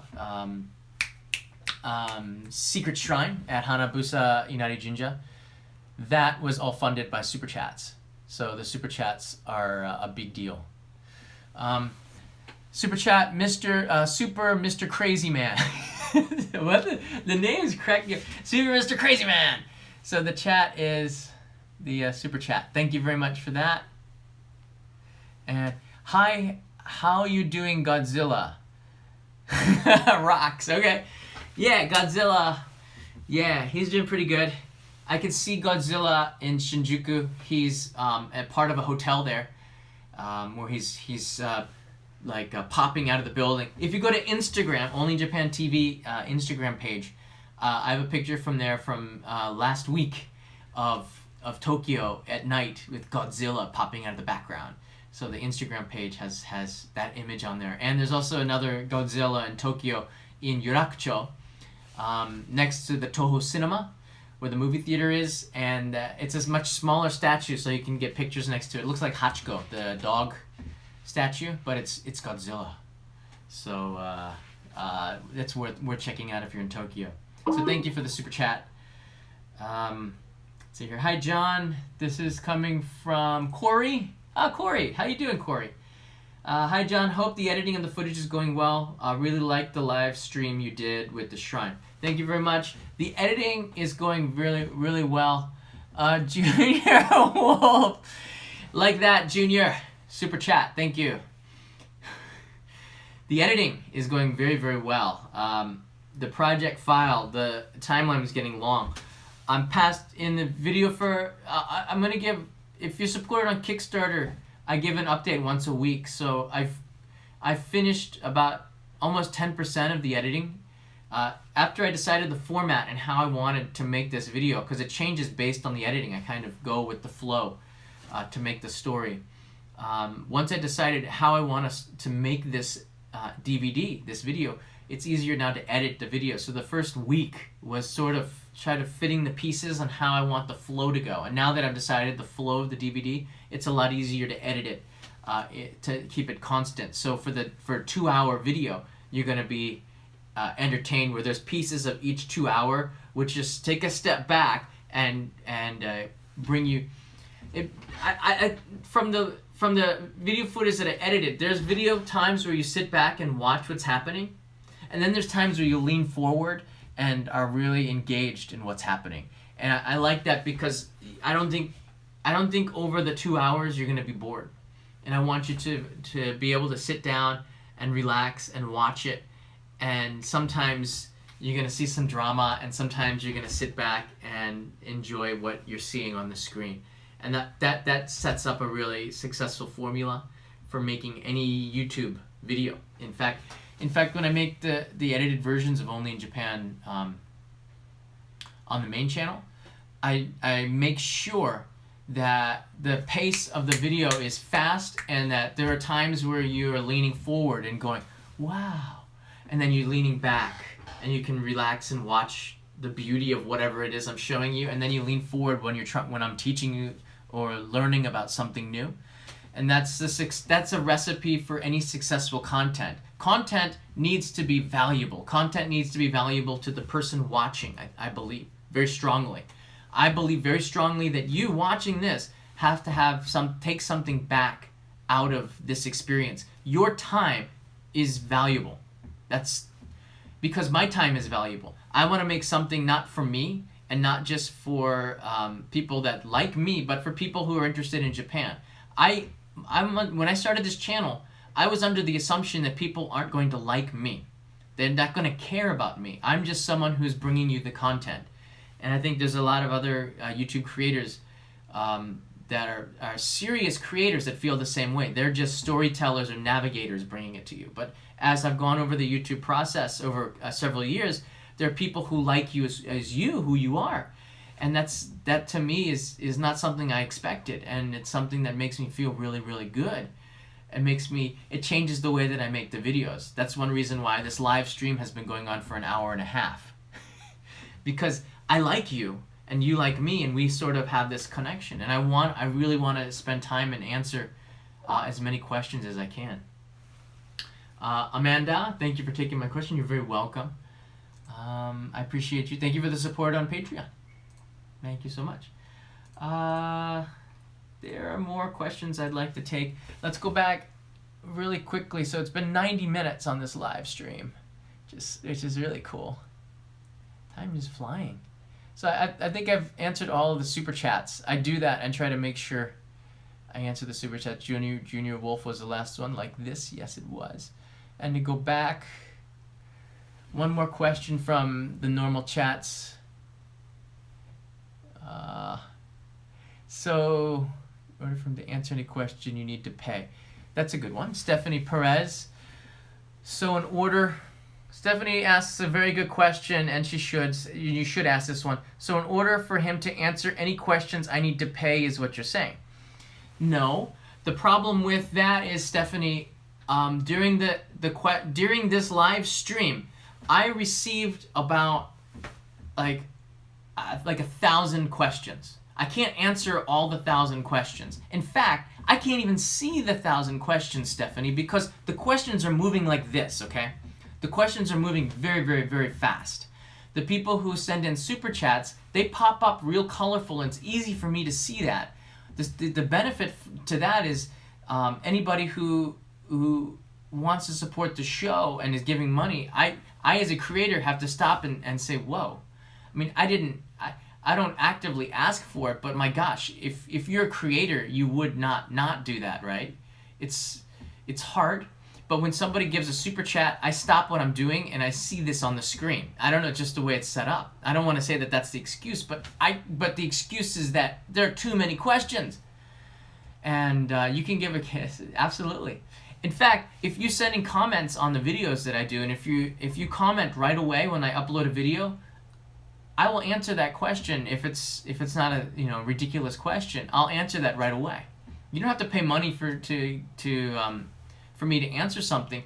The problem is, Stephanie, if you look at my Instagram, there's direct mail, which has become really, really awesome because I can talk with people. But after I post a picture, I get a lot of direct mails, and if I answer all the direct mails, I can't edit the videos. So for me, I have to make a decision as a creator. Do I take the time to answer every single question, which I can't do? Or do I answer the questions for the people who love the show so much that they're willing to give super chat or willing to pay to support on Patreon? And if they're willing to give money to support on Patreon, as a creator, I don't feel like I can just take money for just taking money. I want to give back to them, and I want to give back to you on Super Chat. How can I give back to you on Super Chat? What value can I give for the money that you've given to me? Besides the satisfaction of feeling good that you've supported a creator. The best thing that I can give you is my time. My time, and all of our times, we have 24 hours in a day. What we do during that day is very limited, Stephanie. So I can answer 1,000 questions to people that are just randomly asking them on a feed that's going back, and a lot of them are really, really good questions. Or I can focus on some of those questions, which I can actually see because the feed is going crazy like this, or I can focus on these bright ones that pop up from people who gave me something of value, and I can give them something of value, which is answer their questions right away. That's where we are. I put a little bit of thought into this, not a lot, but it is what it is, and that's the only way that I can keep up. I can't keep up answering every single person's email. I just simply cannot do it. I hope that answers your question, Stephanie. And you didn't pay for that, so I hope that's your answer. Son of the Cakes writes in a super chat, what was my profession before YouTube? My profession before YouTube, I think you can see it. So I was an English teacher. I taught children. And I was on something called iTunes. And I think if you search iTunes, you can still see some of it. Before YouTube, I did podcasts, video podcasts. So I've been making videos for a very long time. Since 2003, I've been a vlogger. I don't even know what a vlogger means. Vlogger is people who show their everyday lives to people who are interested in that person's everyday lives. I don't think I vlog. I make stories. So I don't think it's the same thing. But if you search my company, or I think if you just search my name in iTunes Store, yeah, you'll get some of the shows that I did early on. If you search my name in the iTunes Store, this one was called Reverse Engineering English. There's still about 25 episodes of this that I made. And I was a teacher, so I tried to teach Japanese English. This is way back in 2006, 2007. And I produced videos like this 10 years ago. And, well, I was really young back then. And this is what I did. So I knew how to edit videos. I knew how to use blue screens. I knew how to manipulate timelines and do keyframes and video editing. Hello? Way My back. name is John Doe, and you are now watching Reverse Engineering. Wow, I had a lot of hair back then too. So that's what I did before, and these were all free. And the problem that I had is the same problem that that all creators have that's being solved with things like Patreon and Super Chat. I made these episodes for free. They were downloaded over 20 million times by people in Japan who wanted to learn English. In fact, a lot of Japanese people still remember me when I walk down the streets from being one of the first people in Japan, maybe even in the world, who was doing video podcasts. Because video podcasts, I had the first iPod with video, and nobody was making videos for it because nobody, number one, knew how to edit videos well back then. We just, if you remember 2007, 2006, we were just, we didn't even have cell phone video that was very good. In fact, the iPhone didn't have good video at all. I don't think, if you remember, it was really bad, like 360p, grainy. But I had a really professional camera and video editing software, so I was uploading videos back then, and it was really popular. Here's a show called Otaku Eikaiwa. And this guy here is Patrick Galbraith, who's in a couple of Only in Japan shows. This is what I did before. My company was called Weblish. This is ridiculous. Hi, I'm Patrick W. Galbraith. I don't know if you remember Patrick Program or from my book. It's from the shows before. So Patrick and I had adventures here in Akihabara, and I made this show 10 years ago.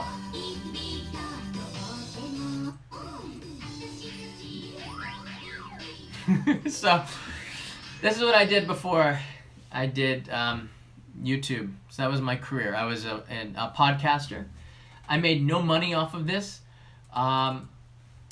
Before that, before I was a podcaster, I was an English teacher, and I saved up a lot of money, and I lost all my money as a podcaster, because podcasting on this is why people don't put stuff on iTunes anymore. YouTube, you upload a video to YouTube, right? YouTube pays for the bandwidth. So when you watch a video, it's not my server. You're watching it on YouTube's server. On iTunes, when you put a video on iTunes, you put it on your server. That means that you pay for the bandwidth. So everybody who watches the video, you have to pay for them to watch the video, because the bandwidth is not free. In fact, it's pretty expensive. And when my show was featured in the national newspaper, and it was featured on TV shows in Japan 10 years ago, all of a sudden there was a boom of people watching my podcast. And that was a good thing, but it was also a bad thing, because unlike YouTube, iTunes my server was drained right away. So I was going through more bandwidth. This is back in 2007. This is what I was told. I was going through more bandwidth on my channel than Sony Music was going through bandwidth in Japan. Sony Music Japan. I had more bandwidth, and I was giving it away for free, and Sony Music was making money. I lost $30,000 giving away my show trying to grow my company, and I just ran out of money. This was in 2010. I had to stop doing podcasts because I couldn't afford the bandwidth anymore. Until a sponsor came called Bright Cove. Bright Cove started sponsoring the bandwidth, and I could get out of it, but I was still in debt too far to continue doing this. I couldn't monetize. I wanted to make content for people learning English in Japan, but I couldn't make money off of that experience. I was losing money. Nobody would sponsor me because in Japan at the time, and even now, big sponsors don't want to sponsor local people. You need to have an agency. You need to reduce risk to them, and it's very hard to get a corporate sponsor in Japan to back what you're doing. Even now, in the United States, companies see the value of an independent creator, and they're more willing to sponsor, but not in Japan yet. Maybe that'll change. YouTube and Patreon have created a platform where we can monetize our content, and that's why I use the platform, because I've been here. I've been in a place where I'm losing money creating content, or I can't live. I was living really badly back then. I was working 16. I know some other creators who were also doing iTunes, and we were English teachers at the time, and we had we worked too much and made almost no money. We were losing money, and that was what I went through 10 years ago. And this is what a lot of actors go through.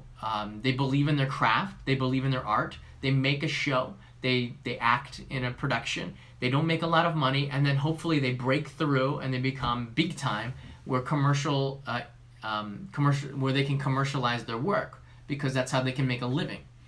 I don't have, right now, this is my job, so I have to make a living off of making travel videos for only in Japan. But I know the value of when people support me, because I've been giving away my show for free for a very long time. And I think that the best way to make money is to go, instead of trying to get corporates to sponsor you, is to go right to the people. And that's how the work is funded.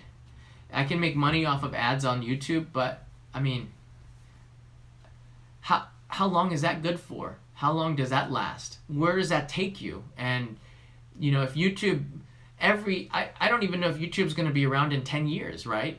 Because every couple of years something new comes, a new platform comes, and you have to start over from scratch again. And that's not always a bad thing, because it keeps you as a creator creating new things all the time. That's something that you can't get comfortable when you're a creator. You always have to reinvent your ideas, reinvent stuff, because you as a viewer want to see new things. This is so critical for young YouTubers to know that, because now I'm 43, I have a past where I have struggled a lot to get to where I am. And I don't even know where I am yet. I'm somewhere in the middle going from here to there.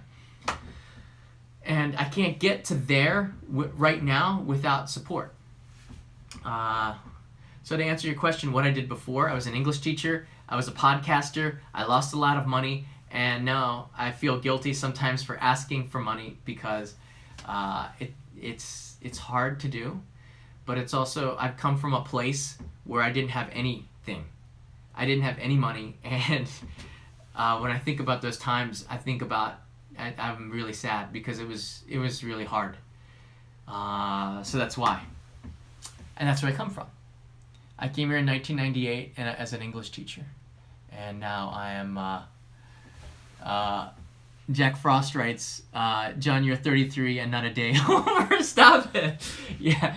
No, I'm 43 and I'm a day over 43. Yeah. But I feel really, really good. I don't feel my age, so that's a good thing. But the good thing about my age is that I bring with me all the experiences that I've had, and that makes you a better person. So the older you get, I think, the more refined you get, the more you learn from your experiences, the more you focus on things that are important to you. And this live chat is important to me because I've been doing it now for 107 minutes. So, if there aren't any more questions, I think we can end it here. I do apologize if Stephanie, I do take your question to heart on why I answer the super chats. It's not something I take lightly, and it's something that I think about all the time. And it's something that I, when people who give on Patreon, every day I'm trying to find new ways to give back to them, to that community, and give back to you for watching. But when you have on YouTube, and this is the thing, 461,000 subscribers. When you have 461,203 subscribers on YouTube, it becomes very, very difficult to stay in contact with all of them. And sorry, Kyle, I'll call you back later, Kyle. I'm sort of ending the feed now. So when I want to connect with people, how do you connect with 461,203 people? And I read the entire number because every single one of them is really important to me.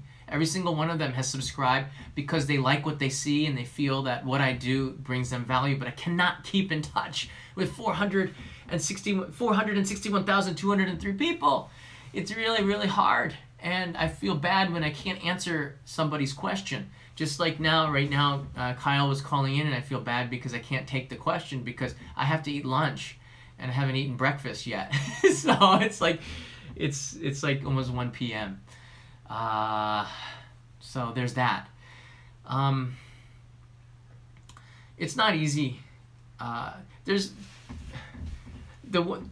is what I want to end with, and I have to end this to you. It's not easy. It is. There's so many things I want to say right now. It's so easy to be a creator, and it's so hard.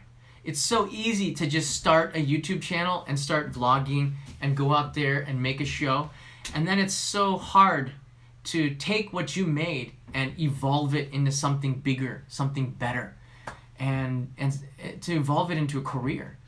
And that is, I've been doing this again for a very long time, as I was telling you before, on iTunes, but there's nothing easy about this. There's nothing easy about, it's just like any other job. There are 461,203 subscribers. Hold on. 203 subscribers right now on the YouTube channel, and how do I make every single one of them happy? It's impossible. But all I can do is give my time, which is extremely limited, and I work like business hours supporting the channel now. It's crazy. I spend so much time on social media, making content, editing, responding to as many people as I possibly can, that it really is a full-time job now. Maybe not in the beginning, but I can't imagine. I'm never going to complain about it. But what I can do is I can give the people who want to support what I do something back, which is my time. And the ones who leave the comments, when I have any free time, when I'm on a train traveling from here down to Ginza or down to Shinjuku, I get on my phone and I used to read books. I used to read a lot of books. And now I don't read the books. I'm on social media trying to respond to as many people as I can, because I know if you're writing in on leaving me a question, I know that you're doing that because you really love the show and you really have something that you want to ask. And I try to answer every single person, but I do feel guilty. That's why I'm taking such a long answer, but I just simply can't do that. So that's why if you ask a question and you're a Patreon supporter, it makes it easy for me to go on to Patreon, onto this social media, and I can answer it because it's a smaller group of people. Patreon has 120 people on there who support the channel, who really, really, really love the show. I mean, they really love the show. And when they ask a question, I stop what I'm doing and I try to answer right away to them, because they really, they make my life easier. And I have to be clear on that. It's just a fact. And the super chats here, they make this channel possible because I'm always going back to check to make sure. They make this possible because on my hitchhiking trip, I used 4G bandwidth. And every time a super chat came in, that paid for the cell phone bill, which was ridiculously expensive. So it paid for the ability of me to live stream on location in a place. And I'm going to keep the Only in Japan Go channel going because of the support on super chat. I mean, it's as simple as that. The only reason why I'm going to keep doing the Only in Japan Go channel is because people are watching the content. I can do stuff that people have asked me to do without having to edit it and make a story out of it. The story is that I'm there right now. That's the story, and that's really exciting. And to pay for that, I can, because it makes like almost no money on YouTube, the Only in Japan Go channel. It's very small for the ads. I couldn't pay for the phone bill, but I can pay for it because of the super chats. And I'm going back to Stephanie, who asked that really important question. So you have to pay to have your answer question. You have to pay. Somebody has to pay to support the channel, Stephanie. Somebody has to pay to support support this. I'm not going to become a millionaire or super rich off of a YouTube channel because not everybody is PewDiePie. Not everybody is has like 200 million followers, but the people that I have right now watching the show, man, do I value you so much, and I just simply am trying to find ways to spend my time when I have it as efficiently as possible to answer as many people as possible. Which is why this live stream is now, and there's a timer on the camera, it's now 111 minutes long, because I want to do that. I want to answer everybody. And I don't know how to do that. And I'm still managing all of this by myself, pretty much, because I don't trust agencies to do that. Once you start the corporate way, you lose sometimes sight of what you want to do. You lose your soul, so to speak. And this, I don't want to go on about this because people do have money, and Kyle has a question. I don't want to harp on too much about this, but for me, after living here for 20 years, the most important thing and my success is not going to be the money. The money will keep me going, but that's not going to make me happy. I mean, the reason why I do this, and I do it as best that I can do it, why I try to make every show really, really special, is because the most important thing in Japan is not the money, it's your reputation. In fact, I think this is like this in every country, and it's something that people lose sight of. If you have a reputation of making very good things, if you have a reputation of being perfect, if you have a reputation of waking up early in the morning, working hard every day, and a lot of people out there do this. It doesn't matter what your job is. If you clean a toilet, or if you are working in a library, or if you're working in an office, or if you're working as a taxi cab driver, if you go out there and you do your job better than anybody else, it doesn't matter what you do. If you do it so good and you do it consistently so well, people will absolutely respect that, and you'll get money off of that, and you'll get the one thing that you have to earn. You can't, it's not something that just comes to you like money. Money can just come to you. But the one thing that you have to earn is reputation. It's the one thing that you cannot pay for. You cannot buy reputation. Just like you can't buy love. You have to earn it. And that goes through my mind every time I make a video, even this question and answer. I want to earn what I get. Not just with money, not just with subscribers, not just with views, but the most important thing over all of this, and I've stressed it enough, reputation. Who you are as a person, who you are as a worker, who you are as a human being, who you are as a creator. And what you see on this channel is, and the Only in Japan Go channel, you see John Daub more than the Only in Japan, the brand. You see the person. I think the people who are watching the Only in Japan Go channel like Japan a lot, but they also like who I am, which makes me like who I am. But also the people on the main Only in Japan channel, they like the content of what I'm doing, and they subscribe to it. 461,203 people because of the reputation of the show, because they believe it's good, and that's the best feeling I have as a creator. It's the best feeling I have as a creator when somebody subscribes, and not the money helps keep me going. The money does make me happy, makes me smile because I can eat better, I can live better, and I can focus on this. But the best feeling here is when supporters subscribe to the channel and they watch and they give you their time and they write a comment, and that's why I do it. And if I do it better than anybody else, I'll have a reputation of that. And if I have a reputation of that, then you will subscribe, and then you'll see the value in it. And if you have the means, you'll help to support me. And that's all that I ever ask for. It's not that I'm asking for money to go live a high life. I'm not living a high life. I don't think I know how to live a high life. I'd probably be living in my tent. Whether I was hitchhiking or not, I would probably be, whether or not I had support, financial support or not, I'd probably be in the tent. That's just who I am. I like people. I like my tent. I like my tent. I don't think I'd ever change. But to make this short, that's that. Yeah. Woo! Did I make that go really long? Sorry for that.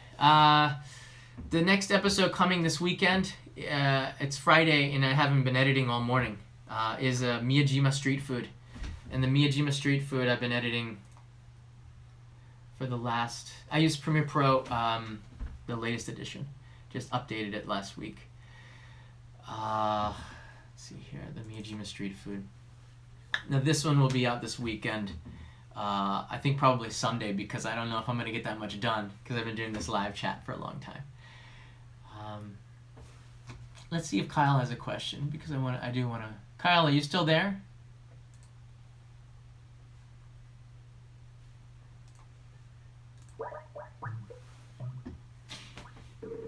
Let's see if Kyle has a question. Whew. I want to change gears. I want to end on a high note, and I think that maybe that was a high note, but I want to end on something positive. Be Kyle. Kyle. Alright. Kyle's not there. Yeah, I want to end on a high note. But yeah, so this is what I'm editing. I put a lot of thanks, Amanda. Now, sorry, I think the speech just sort of came out of me. This is what the maps look like on the. You can see the timeline's quite big. Just to do one map, there's a lot of work to do one map. I think I can show you a piece of the next episode, if you don't mind. Do you want to see a little bit of what's coming on Sunday? Yeah. I'm talking to myself. I'm just agreeing. Yeah, you want to see something? Okay.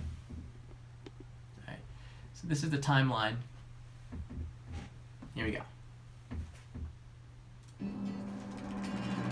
Welcome to Miyajima in Hiroshima Prefecture. This lovely island is famous for that. The red torii, the shrine, the beautiful island, the deer. But there's a lot more to Miyajima than just those things. In fact, this place is a street food paradise, and we've come here to eat, so I hope you're hungry. We're going to be eating a lot.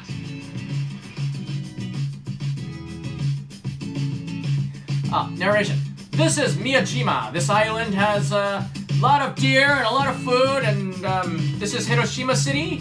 We're zooming into it. What a beautiful city Hiroshima is. But not far away is another island called Miyajima. And this island looks very, very close to the mainland, but it's a 15-minute ferry ride. Everything is located in this particular area. But I'm going to be focusing right here. Drone footage on this beautiful city, Miyajima, this beautiful island.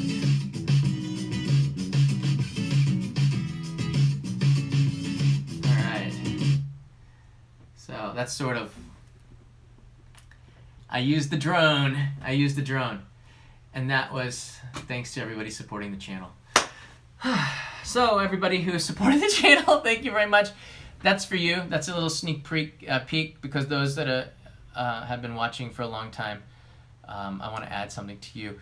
Brandon PW, thank you so much for the super chat. And Trek Harris,